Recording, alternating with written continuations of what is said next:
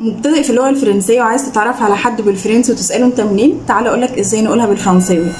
اول حاجه كده السؤال هو tu viens d'où، tu viens d'où او d'où viens tu، تمام؟ اين، منين، انت منين. طيب بنجاوب عليها ازاي؟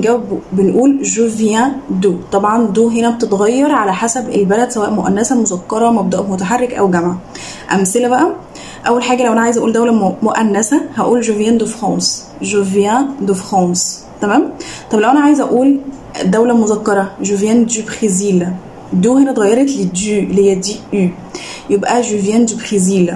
طيب لو انا عايزه اقول دوله مبدوءه بحرف المتحرك هقول je viens d'Angleterre، انجلترا مبدأ متحرك.